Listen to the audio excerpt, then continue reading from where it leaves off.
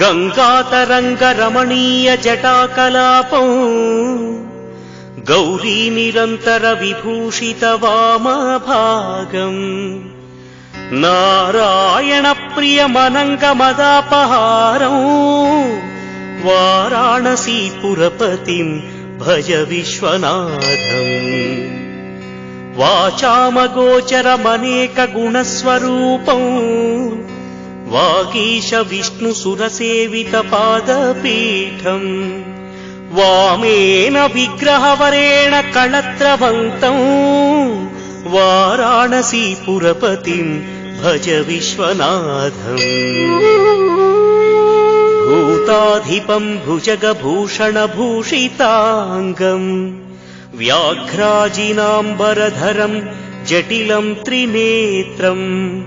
पाशाङ्कुशाभयवरप्रदशूलपाणिं वाराणसीपुरपतिं भज विश्वनाथम् सीतांशुशोभितकिरीटविराजमानम् फालेक्षणानलविशोषितपञ्चबाणम् नागाधिपारचितभासुरकर्णपूरम् वाराणसीपुरपतिं भज विश्वनाथम् पञ्चाननं दुरितमत्तमतङ्गजाना नागान्तकं दनुजपुङ्गवपन्नगानाम् दावानलं मरणशोकजराटवीनाम् वाराणसीपुरपतिं भज विश्वनाथम् तेजोमयं सगुणनिर्गुणमद्वितीयम् आनन्दकन्दमपि राजितमप्रमेयम् नागात्मकं सकलनिष्कळमात्मरूपम् वाराणसीपुरपतिं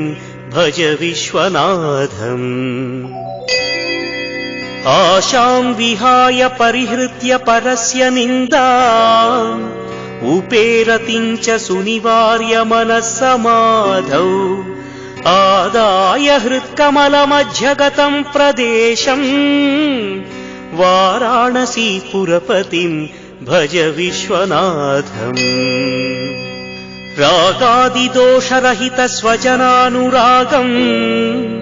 वैराग्यशान्तिनिलयं गिरिजासहायम् माधुर्यधैर्यशुभगं गरलाभिरामम्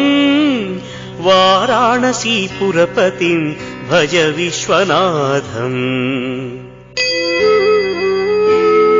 वाराणसीपुरपतेस्तवनं शिवस्य व्यासोक्तमष्टकमिदं पठिता मनुष्याः विद्यां श्रियं विपुलसौख्यमनौतकीर्तिम्